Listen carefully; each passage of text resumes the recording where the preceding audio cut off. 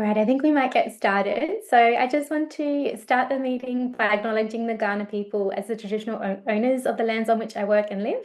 I'd like to pay my respects to the elders past and present. I'm glad we're able to meet online despite our different time zones. And so thank you for joining us today. If you'd like to share the lands on which you're coming from, please feel free to do so in the chat. I should also actually introduce myself. So my name's Lyrtzis, and thanks for coming to the July National Skills Forum. I'll be the facilitator for today, and we've got some great speakers. So just please note that the session is being recorded and will later be uploaded to YouTube. Today's session is a discussion session and is therefore governed by our code of conduct. We'll pop a link into the chat, but if there are any concerns, just let me know.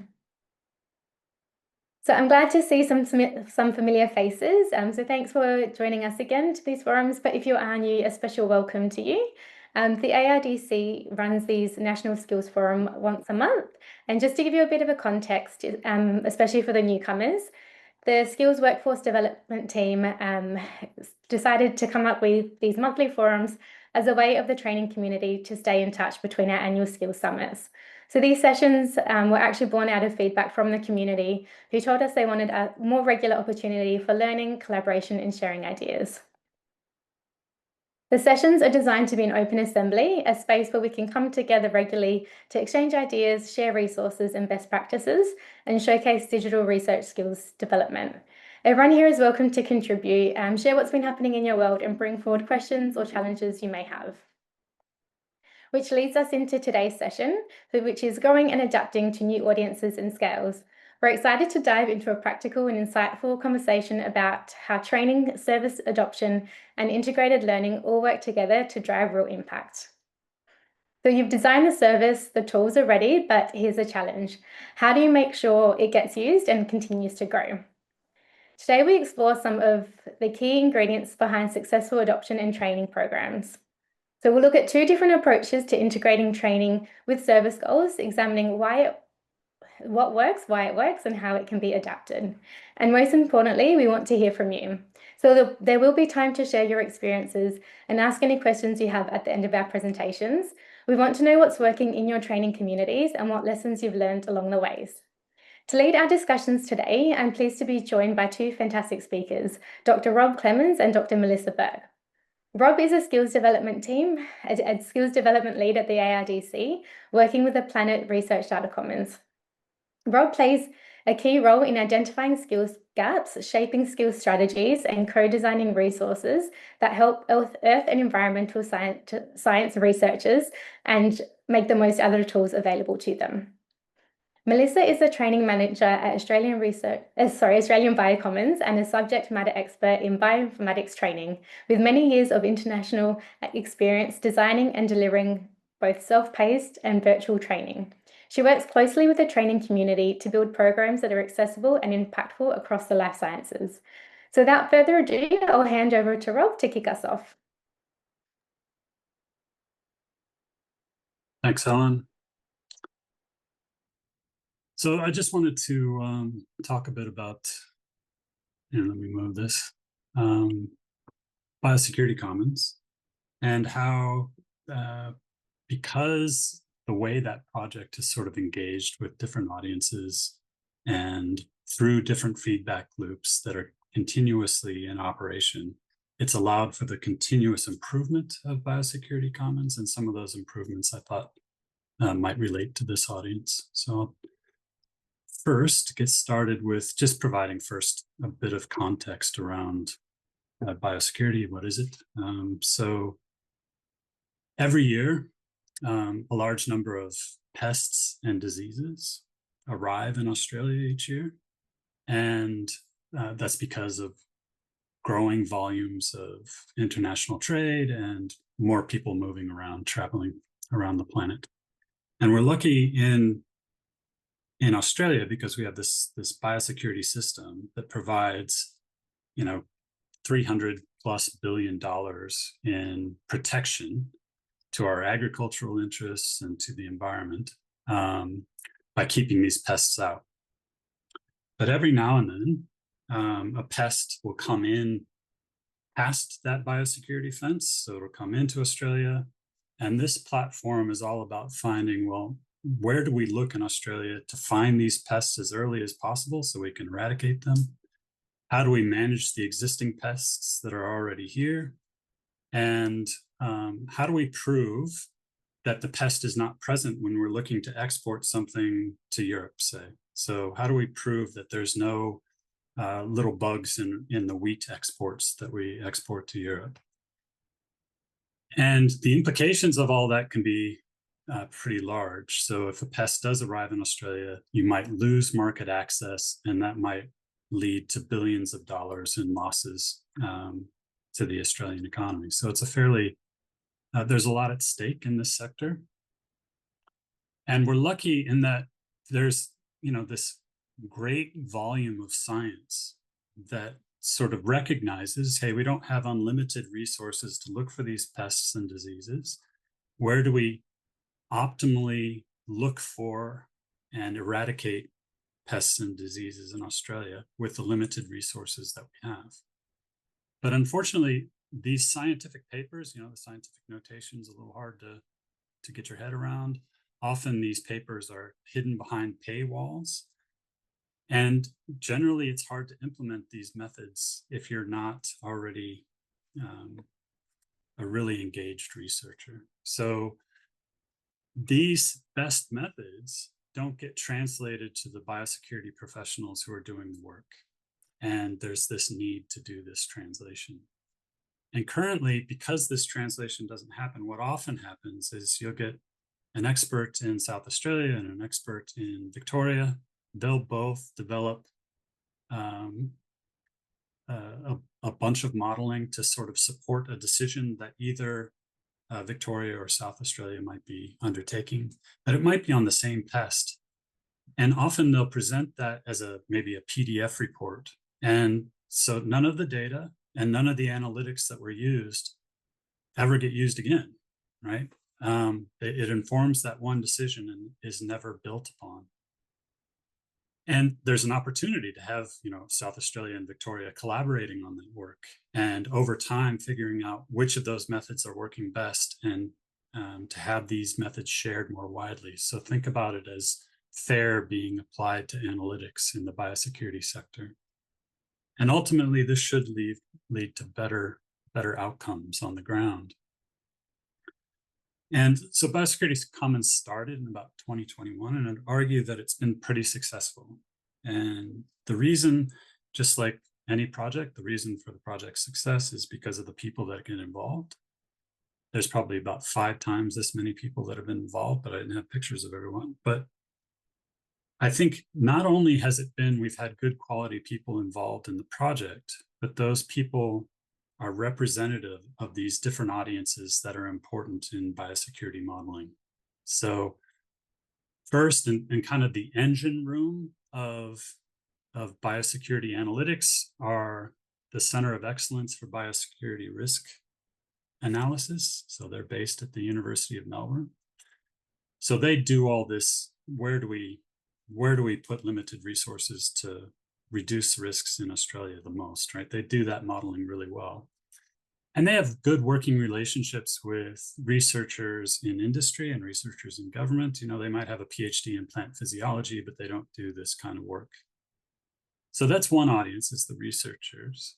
And then you've got the decision makers. So again, the stakes are pretty high in biosecurity. So you really need decision makers on board to believe that you're going to make a difference in outcomes with whatever kind of work that you're proposing gets done.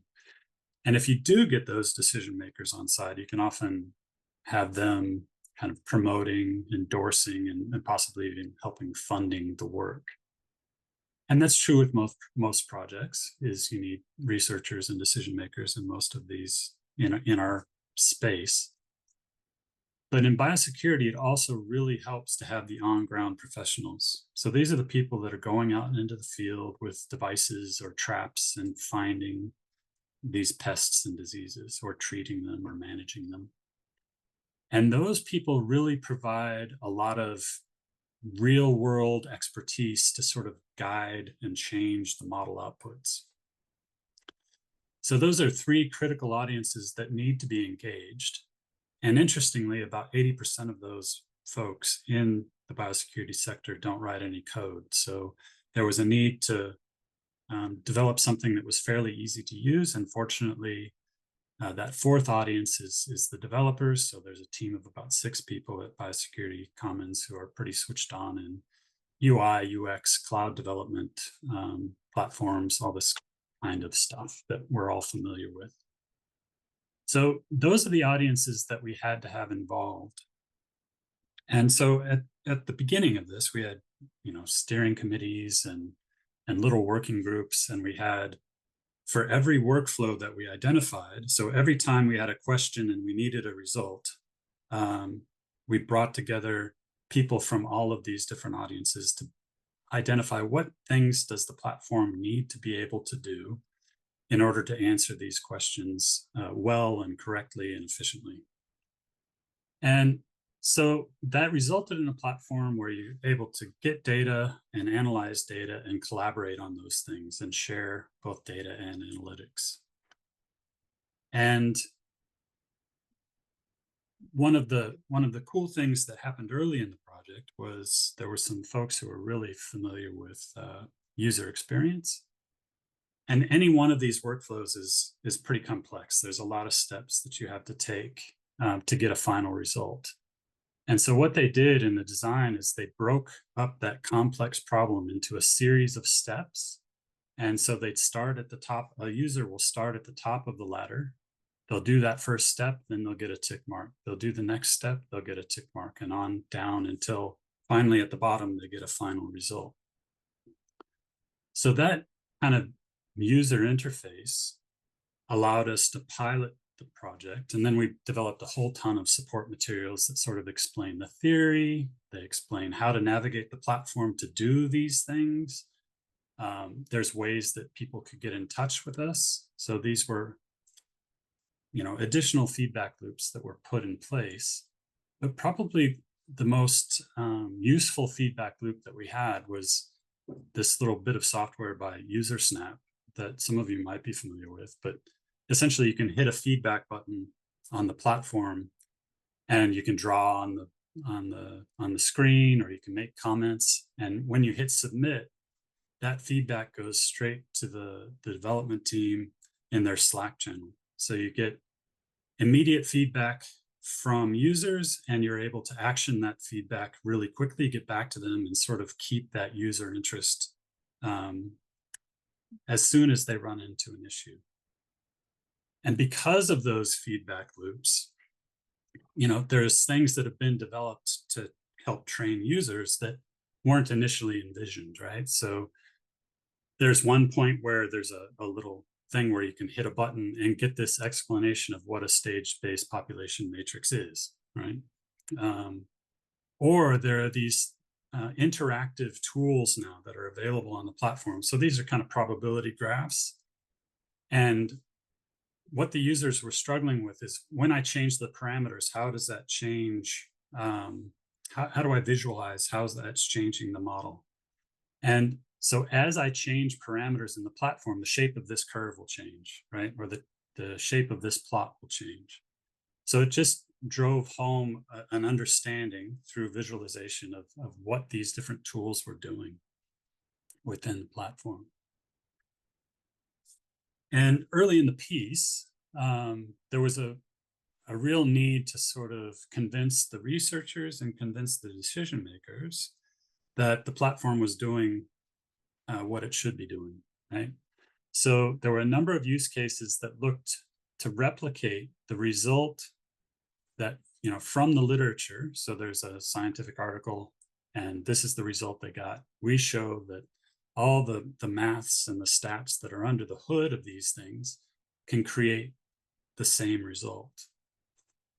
And over time, we've drifted away from those just replicating scientific literature to use cases that are bringing in all of those different audiences to understand, how are we going to approach the methodology? What are some key resources that we need to read about? What are the key things that users need to see and understand in order to understand this. And all of these templates are now available on the platform. So there's 35 that are there now. There's 15 more that are in development. But when you're in the platform, you can see these explanations pop up. And importantly, you can then click into a completed workflow. So the result from this workflow for a Mediterranean fruit fly is giving the best result that a group of stakeholders thought was possible, right? You're able to go visit that template and see what parameter values were added, what data was added, what data outputs are created at each step. So these examples really help users come in and sort of develop a similar use case for a similar kind of insect pest, for example. But it was clear early in the piece, one of our first use cases that we developed, we were looking to generate a map of where do we look for a pest, a weed in this case, in northern New South Wales. So where do we look? And we came up with this map, and it made a lot of sense to us as scientists and researchers. But then when we brought in the on-ground folks, they highlighted, hey, you know what? The primary way that these weeds are coming into New South Wales from the infested areas in Queensland is through the rivers. And the end result was, well, over time, these things will slowly spread down the rivers. And that's where we can focus our efforts. That map is obviously hugely different from that map. And this result is hugely more cost effective than trying to figure out how to survey for a weed in all of these areas. So kind of our take home message from all of this has been that, you know, we've got these different types of engagement and a lot of feedback loops, but the best learning is happening when we're developing these use cases together. And once people have developed use cases together, they can then go on and do their own stuff. It works relatively well when we do these in-person training, but because they're not all focused on the same problem, it doesn't work quite as well. And I guess I'm really curious to hear from Melissa how, you know, you might try and scale this collaboration across users from different domains, but also from like different regions. You know, you get a better result the broader the suite of people that are providing input to one of these models, the better the result is, and the better the learning is. But I'll just finish by saying that, you know, so James Kamak is the manager of Biosecurity Commons. And he was asked, you know, what's the best thing about being involved with Biosecurity Commons over the years? And he said, well, it's, you know, I've worked for years on creating papers and book chapters and all these other things. And we're finally seeing that research being translated and applied by biosecurity professionals in the field. And I guess I'd argue that a big part of that success are the relationships that he has with the broad suite of users and people who can contribute value to one of these workflows. Anyway, that's me. I think we'll hand it over to Melissa. Hi, everyone. Hopefully you can hear me okay. Of course, this is the exact time that next door's lawnmowers have shown up, so we'll see how we go. But hello, and thank you, Ellen, for the kind introduction and for the invitation to speak to everybody today. I'm joining you from Brisbane, so I'd like to acknowledge the Turrbal and Yagara people as the traditional owners of the lands on which I am joining you from. So I'm going to talk about something a bit different to Rob, and I'm going to talk about the kind of mechanics of how we are scaling our bioinformatics training program at BioCommons to a national audience. But before I do that, I'm going to spend a little bit of time just telling you a bit about what BioCommons does to give you an idea of the context that we are working in. So Australian BioCommons is a national project. It gets NCRIS funding via Bioplatforms Australia. And our goal is to enhance Australia's digital life science research through world-class collaborative infrastructure.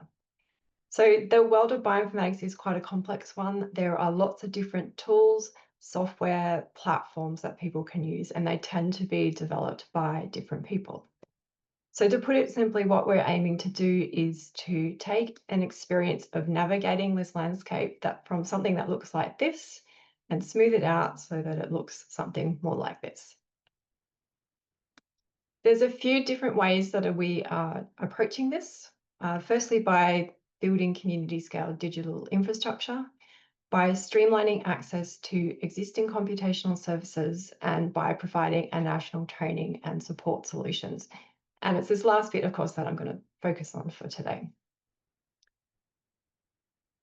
So we have a national bioinformatics training program, which aims to enable the analysis and interpretation and use of omics-based data in the life sciences by building transferable skills.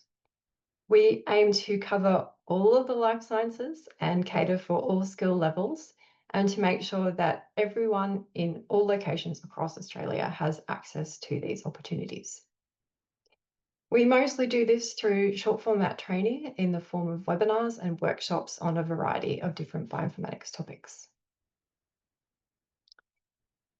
So there are a couple of challenges that we face, and probably everybody faces, in delivering a training program, and particularly a national one. So the first one is that demand for bioinformatics training is enormous, both in terms of the variety of topics to cover and the number of people that need training. This is such a big challenge that it is considered a grand challenge in bioinformatics training. If you haven't read this paper, I do recommend it, because it kind of does step through some of those universal things that everybody has to deal with. The second challenge is a little bit more unique to us here in Australia, and it is that Australia is really big. So there is this challenge of how do we get training to everybody regardless of where they are. Life science research is being done everywhere, not just in the big cities. The really great thing about bioinformatics training in Australia, though, is that there is already lots of excellent training happening all over the country. What we see, though, is that this tends to be localised in certain areas, and different groups have different expertise. So both the availability of training in general and the availability of training on specific bioinformatics topics isn't evenly distributed. In setting up the BioCommons training program, we really wanted to make the most of what was already out there and to leverage the community of bioinformatics training that already exists. So what we did was we set up the National Bioinformatics Training Cooperative, and we convened this community, which connects training providers and individual trainers who have a shared interest in bringing bioinformatics training to people in Australia. And then we work together on community scale training opportunities, usually workshops on a variety of different topics. I'm going to give you an example to give you a better idea of how this works in practice. So let's imagine that we are organising a workshop on Nextflow, which is a bioinformatics tool that you can use to write workflows that analyse your data, for example. So in this case, one of our cooperative members, this time from the University of Sydney, they've run this workshop before locally, and they recognise that it would be a really useful thing for other people around the country to learn as well. So they have put their hand up and said, I'd like to run this nationally. Can we do this collaboratively through the cooperative? The cooperative, of course, has said yes. So then their BioCommons team will take on the coordination and project management of this workshop. We take care of the logistics and the connecting of people and provide feedback on best practices and training. We have another cooperative member up at QCIF in Queensland who wants to learn more about this topic and is keen to help out. So they've said, yes, I can be a helper for the workshop, and they're also going to work with our lead trainer in Sydney to develop and refine the materials in time for the workshop. The other way that people often contribute to these collaborative workshops is by providing infrastructure. In this case, we have NCI, who are running virtual machines on their Niren cloud, which is really important for being able to give everybody who participates in the workshop equal access to the compute that they need to run the analysis that they're learning about. So then we all work together over a period of a few months to do all of the different things that need to be done to organise a workshop and to get the people who need the training in. What we've found is that by pooling our resources in this way, it's a much more efficient way to organise workshops than we could each do alone, which means that we're more flexible and adaptable to the needs of the community and we can reach more people. Let's now take a look at what the workshops themselves look like and the kind of format. So most of our workshops are run online, and the online format has been essential for being able to reach that distributed audience across the country. It really levels the playing field in terms of access. So in these workshops, everybody connects via Zoom. Our lead trainers then explain the concepts. They'll do some demonstrations and step through exercises. We then have facilitators online as well who are answering questions in Slack or in a chat in parallel. And then they are helping the participants to work through those exercises.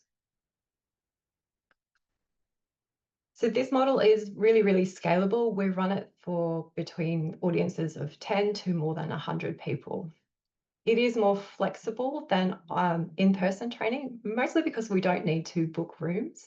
So that makes it a little bit faster to get up and running. That also makes it very adaptable and responsive to needs as well.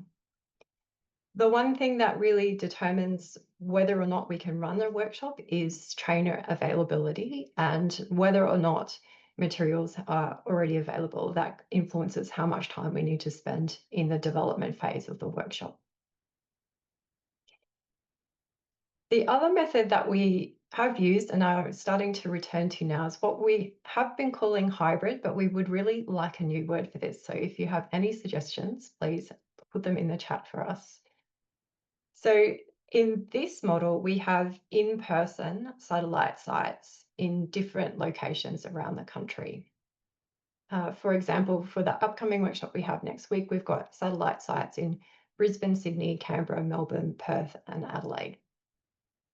Each of those sites has a facilitator that's assigned to them, and they're there in person with the participants. All of those sites then connect via Zoom to the lead trainers who are in a totally separate, different location. And this is important for ensuring that everybody has equal access to the expertise that is driving the workshop. Otherwise, the workshop happens in much the same way that the online ones do. The trainers introduce the concepts and the exercises, and then in the in-person sites, the facilitators are there to help people troubleshoot and step through those exercises. So this model is really making the most of the benefits of online training in terms of scalability and reach, and in-person training for the social connection part. It's ideal for larger audiences. There's a little bit more coordination needed, so and to make sure that you have kind of equal numbers around the country. And we run it for audiences between 50 and up to more than 150 people. Like I said, it's really, really good if you have a topic that needs people to both learn a skill, but also connect with their local communities. And that's where we're looking to use it most of the time. Because there is the in-person element, in addition to the availability of trainers, room availability is a big limiting factor here as well, which makes it a bit trickier to find that slot in the calendar where you can put this in. Now, we have written a paper about this model, which has a really handy checklist and goes into detail about how you would organise this. You can get that through the tiny URL, and I think Liz is going to post that into the chat for us too. So that gives you an idea of the kind of mechanics of how we work collaboratively and then the models that help us scale. And this combination of things has helped us provide a greater variety of bioinformatics training nationally and to improve the availability to people regardless of where they are. So between about 2019 and now, we've run 46 workshops together as a cooperative, reaching more than 1,800 participants and involving 144 people, whether they be trainers, facilitators, coordinators, or providing the infrastructure. As I mentioned, the size of these workshops has varied quite a lot and is scalable from 9 participants right up to 161 for one of the workshops. We're also covering a really wide variety of topic, right from getting started in bioinformatics to those more advanced and applied topics like using Nextflow. The good thing is that the way that we work is also bringing lots of benefits to us as a bioinformatics training community.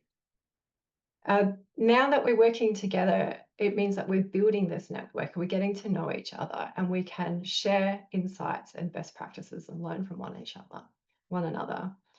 So I think things that people have told me that they've benefited from, that they've really loved watching the other trainers teach and getting hints and tips on the delivery from them.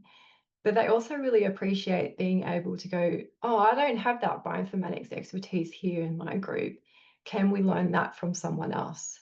And we have seen fantastic collaborations form in this way, where we've done a workshop together collaboratively, and then the different groups take that, what they've learned from there, and take it back to the local organisations as well. The other benefit that we've observed is that because we're working collaboratively, we are more visible nationally and internationally. So more people know about what bioinformatics training is happening across the country. And more people overseas are aware of the really excellent bioinformatics training that is happening here. This in turn means that we have more opportunities to contribute to international efforts to improve bioinformatics training and best practices. This has been a very high level and quick overview of some of the things that we do. I am going to leave it here for today, but I hope that's given you an idea of some of the ways that you can scale training to a national audience. If you would like to know more about what we do at BioCommons or what we do in our training program, there's lots of information on our website. That's the best place to start. You can also follow us on social media or subscribe to our monthly newsletter. And of course, I'm very happy to take questions now, or you can email me afterwards as well. Thanks so much, Rob and Melissa, for wonderful presentations and sharing your expertise. So we now have an opportunity for questions. So if you have a question, please feel free to either raise your hand or put your question in the Zoom chat, and we'll try to answer as many as possible. Just while you're thinking of your questions, I want to ask you, the audience, to share your experiences of what is working or not working in your training community, or share challenges you're facing. While we may not have the answers, sharing with the community can highlight common challenges and maybe reveal strategies that others have found effective. So we do have a question that has come through from the registration. So for my first question to you, Rob and Melissa, is how do you manage in an online environment project where teams might need to ideate and hear from all members of the team, and also have mentorship and guidance in discussions? Any approaches, tips, and tools you use for this would be great to know. I can start with that if you like, and then Robert can share what you do. Honestly, I don't think it's that different to working in person. We have everything we do at BioCommons is online. We always work because we're working across the country. So we have a lot of meetings over Zoom to discuss things like you normally would in a project. And we make a lot of use of Google documents so people can contribute collaboratively and also asynchronously. We're big fans of Trello in terms of keeping track of what needs to be done for our training projects and ticking off things as well. So I think it's mostly the usual kind of things that you do to manage a project, but a few different online tools that make it a little bit easier. Yeah, I think we haven't hit the point where we're scaling the online training like Melissa is, but I think So for the use cases, for example, we just have weekly or fortnightly meetings where we're bringing all the people together to sort of wrangle through the process, and that's usually done online. And that's quite effective. So it's a similar kind of a thing, but it's actually with the end users engaging with each other and coming together to touch base on their progress. But we did notice that, we've had a lot of online sessions that are about 2 hours long, and those for us are probably just too light a touch for the scale of some of the workflows and the scale of learning that needs to be taken on by folks. So probably if we parse that up into more bite-sized chunks, we could continue with the online bit. But we found a 2-day in-person workshop it was wonderful. There's no way we could scale that. Like, there's no way we have time and resource to do that. But we did find people were pinging off each other much more organically, and a lot of good things happened in that environment. I think if you're running training online, you have to be more intentional and more thoughtful about how you structure it. And if you want those interactions to happen, you have to engineer it a little bit more. Having said that, though, I think that could probably happen in in-person training too. I think we cheat a little bit with in-person and expect it to be organic, but I think putting that planning in place actually benefits in-person and online training. Thank you. Another question that's come through. So we've got a hard question. Any metric on someone attending a training and then using their knowledge, for example, to publish a paper, or just the effectiveness of the training? That definitely really is hard. That's a big challenge for all training, I think. A little while ago, though, we were really, really lucky and really astonished that someone wrote in their acknowledgements in their paper that they had been to one of our trainings, which I got very excited about this. And we did end up writing a couple of news articles about that. Christina, my manager, is here, and our comms associate director for comms. Maybe you could post those into the chat to give people an idea.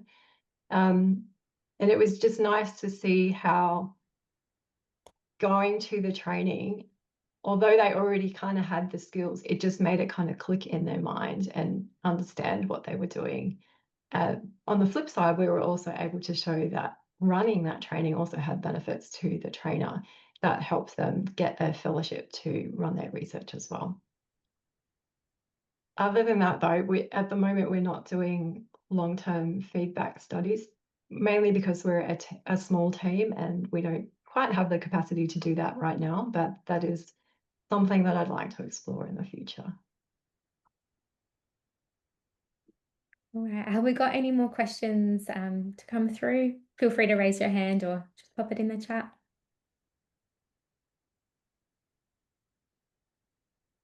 There was a follow-up question to that one as well around if not the impact, the effectiveness of training.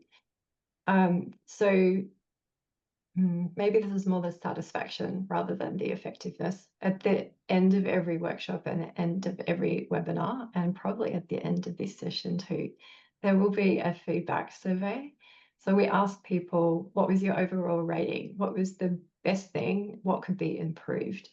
And then we use that to feed that back into the next version of that particular training. That gives us a bit of an idea of whether what we were presenting is what people wanted or what we could change for the next time.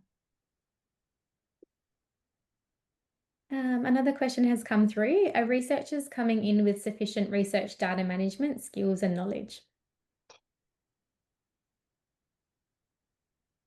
So in our case, no, because they don't have it. And that's the whole reason the platform, I guess, was built, was because, they have data management skills, but they don't have it in this domain. So the platform is about making it as easy as possible. So what they need to understand is how to use the tools that have been developed more than, which I'm sure Melissa has a much different experience because people have to come in with a lot more code and diverse data, whereas we try and tee that up so it's a little easier for folks. I think it's actually the same in bioinformatics. When people are analysing their data, they're really focused on the data analysis and not necessarily how you organise your data in the first place to do that, or then how you share it at the end. This is it's a really tricky topic to train on because people just aren't thinking about it. So you kind of have to sneak it in and make it part of the process that you go through rather than its own standalone thing. And I think the platforms that you are using to do your bioinformatics on, like you're saying, Rob, building that in so you don't even have to think about it is the real solution there. Okay, next question. Any tips on promotion and advertising? Go on. Go ahead. No, go ahead. Tips how? You have to know your audience in order to do this and to know where they are. And this can actually be quite hard. At BioCommons, we use LinkedIn a lot for this. We also put all of our training into our newsletter. And then we use our network to try and get that out to researchers where they are. So the co-op actually helps with this because they are more connected with the researchers on the ground than BioCommons is. And then finding those friends in the research institutes that will pass it on for you is really, really helpful. Yeah, one thing I've noticed is, so Biosecurity Commons started at Griffith University and mostly with, the e-research side of the piece, right? And it's since transitioned to the University of Melbourne, to the SEBRA folks, and that Center of Excellence has relationships with folks across the biosecurity sector. So you're leveraging those relationships that already exist and building on them. And then comms and all the other things also play a role in that. But yeah, those key relationships are the ones that you get the most traction out of, I think. And another question. So if Rob and or Melissa could step us through how they gained that interest and engagement to undertake program and received support by key decision makers. So any learnings from building their programs and or networks, tips here would be great.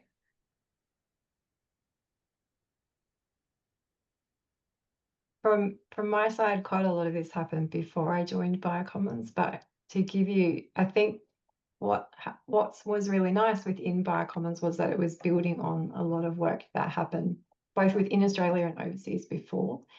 So training was already recognised and skills development was already strongly recognised by the research community as something important that an organisation like BioCommons should be able to deliver. So it was written into our mission from the beginning. And so that was a really nice place to come into. It was already kind of there, and we didn't really have to justify the existence of training, but I think what we need to probably work on now is funding to sustain and expand that, because a lot of the time this is done on a shoestring. Yeah, and I think in the case of Biosecurity Commons, again, you're leveraging those key relationships from the Center of Excellence, but you're also, I think over time, it's become clear that those audiences that we've been engaging with while building the platform are sort of building those relationships as well. So it's not just, and over time, that's made a big difference. And if anything, I think University of Melbourne has realized maybe the tent that can attend training is, the people that can attend that training is a much bigger audience than maybe they initially envisioned. But in terms of getting in front of decision makers, I think they were already pretty good at that. So we're just leveraging those relationships. Any more questions for Rob and Melissa? Or if anyone would like to share their own experiences or bring up any challenges that they've faced, feel free to do so.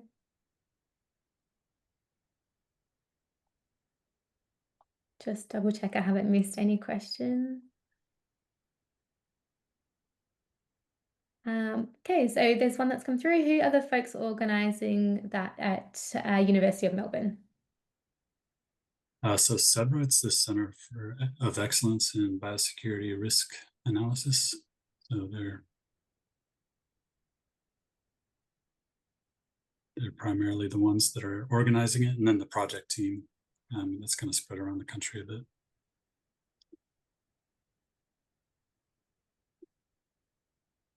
Great, thanks. Liz has just put a link for them into the chat. What I might, so go, Rob. I think one of the questions that Melissa and I had when we started this was, when is in-person training essential versus online training? And that's something that we're wrestling with, especially after having just had a really successful in-person one. Do you think it's ever essential for you, Melissa? I was pondering this earlier, and I'm not sure essential is the right word. I think there's situations where in-person is beneficial, particularly if you're, like I was mentioning in the presentation, if you're looking to build local communities that can then connect with each other, then I think having an in-person element really helps. The other time in-person elements help is if that is like a kickoff for an ongoing collaboration. Bringing everybody together in person is a really good way to help people get to know each other so that they can then work online together. In terms of, I don't think in bioinformatics there's particular skills that need to be learnt in person. It's just a kind of nice to have. If we were, physically doing things and you had to manipulate machines or something, then yeah, that would definitely be in person. But yeah, all of it's done online, so that helps us when it comes to adapting the training to be online as well. Yeah. And another question's come through. So do you keep growing your communities? Do you have people approaching you to join, and do you allow this to change what your community does or how they interact? It definitely does change over time. And this is true of all communities. People's capacity to contribute grows and shrinks and changes all the time, and then you need to reassess how you approach the community as well. That said, I think it just changes. It doesn't stop. So there are new people that come in and the enthusiasm continues over time. I feel like that's a bit of a trick question because I work with Christina and we've been exploring this for our communities recently. Yeah, I think we see a lot of capacity to now that we've got sort of a lot of the biosecurity sector on board, these analytics could be applied more broadly. So in ecological circles or other circles. So there's capacity to grow it. Whether there's capacity within the team currently to deliver that training is probably not. But there's certainly there's tools there that are available that would be of use to, well, in international biosecurity, folks often don't have access to these kinds of analytic tools. And so there's growing interest from those sources as well, but we don't have capacity to deliver these things to international audiences.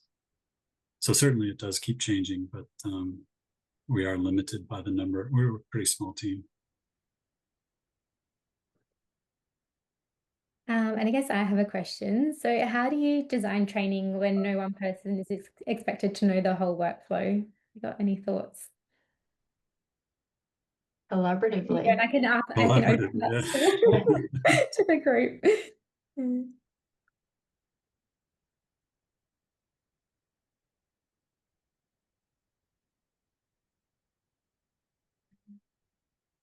And yeah, definitely collaboratively. If the one person knows a bit of it, they deliver that part, and if another person knows another bit, they deliver that part. And that makes for better training anyway, to have a couple of different voices in the room. They often bounce off each other. It's really nice to watch. Yeah. Yeah, and if you can break that up, it's harder, I think, in a short course format to pull that off. But if you have multiple short courses that are kind of strung together, sometimes that helps. We do that in our workshops quite often. We'll have they're often split over 2 days. So we'll have a 2-3 hour sessions, and one day will be one person and the next day will be another. Or they might alternate even between one half of one day and the next half of the day. Just give everybody a bit of a break. Yeah. But yeah, it does depend on the topic. Kalisha, I can see you've got your hand up.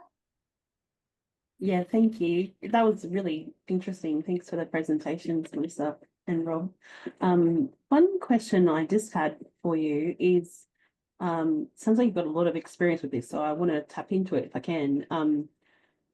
Where I find the challenge is when we're doing hybrid. We tend to do hybrid a lot at Sydney in our groups because we've got researchers who want to be present.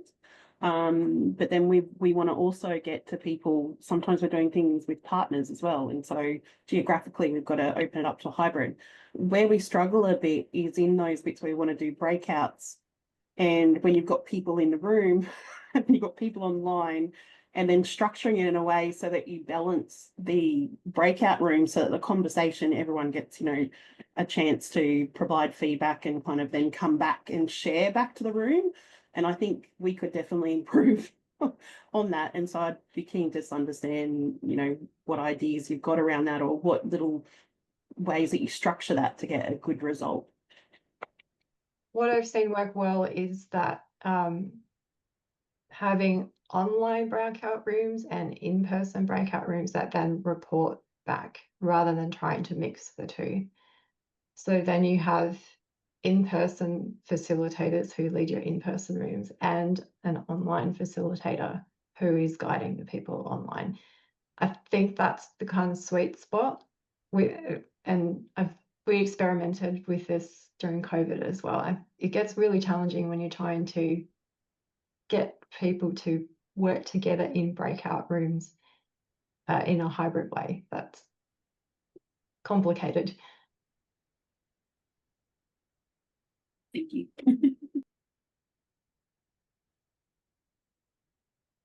Yeah, I think our team did that, or the National Skills Forum, the last one that was held, had a bit of hybrid work that was a part of the Skills Forum itself, and it seemed to work fairly well. I think Liz chaired a couple of sessions that did that kind of thing.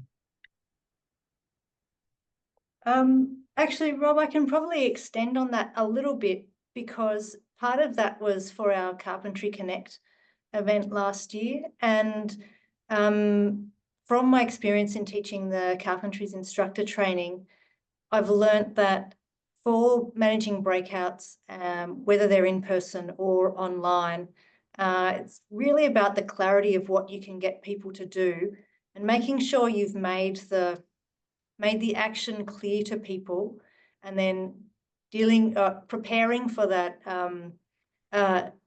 breakout room amnesia that people get when you go into breakouts and you've forgotten the question that you were supposed to be talking about. That happens in in-person group work as much as breakouts online. And then bringing the whole thing together, I think that it's that structure of giving people a responsibility to share what they're learning and thinking about, not only with their group, but the broader group classroom as well. If everyone has those goals for sharing your own developing knowledge, then you can start to, as a trainer, foreground the kind of learning that you want your learners to do. And I think that kind of preparation, expectation management really sets people up for feeling confident to participate in not only their own learning, but the group's learning. The other thing to think about is the technology that you use in brainstorming sessions. So often in an in-person one, you'll do it on a big piece of butcher's paper. But in hybrid, I think it's important to use the same platform across your online and in-person things. A Google Doc works really well for that. You can also use things like Miro boards, Padlet, so that everybody, regardless of where they are, can all see what's being contributed to the discussion. as Liz was saying though, and also this applies to if you're doing it on paper, you do need to spend a little bit of time explaining to people like, this is what we're going to do now, this is how it's going to work, just to give them a bit of time to settle into the process and, you know, find their bearings and have a little bit of think about what they do before you bring them all back again.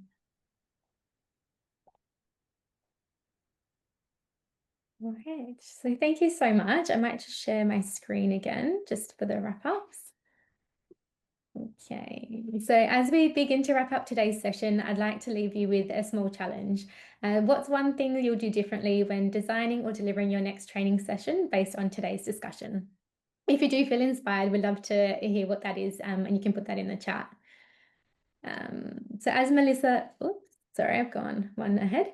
As Melissa mentioned about feedback surveys, we do have one as well for you. So we're currently in the planning stages for our topics for next year's forums, and we'd love to know some ideas or topics you'd like to hear about. So Liz will pop a link in the chat, but if you could take a couple of minutes to fill that out, we'd really appreciate it. Also, if there is something you'd like to share or present to the community, or there are people that you want to hear speak, please let us know as well, and we can see what we can do about that. Our next session is Wednesday, the 20th of August, and it is focusing on AI and machine learning approaches in training. We've opened the registration, so we'd love to see you there. As these forums stem from the Skills Summit community, I just wanted to share that the ARDC is hosting the 2025 Skills Summit on the 20th of October in Brisbane. It's between International Data Week and eResearch. Registration and calls for proposals are also now open. And also, I'm sure most of you are already aware that ARDC is excited to be delivering International Data Week 2025 on behalf of RDA, CoData and WDS. It's held in Brisbane the 13th to the 16th of October, and save the date and start planning your visit. And just finally, thank you all for your time today. It's been some great discussions. Thanks again, Melissa and Rob. Your presentations and the way you answered questions were really, really knowledgeable, and I think it's been really good for our community and from everyone who gave answers as well, and questions, to be able to share that experience. So a very special thank you again, and enjoy the rest of your day.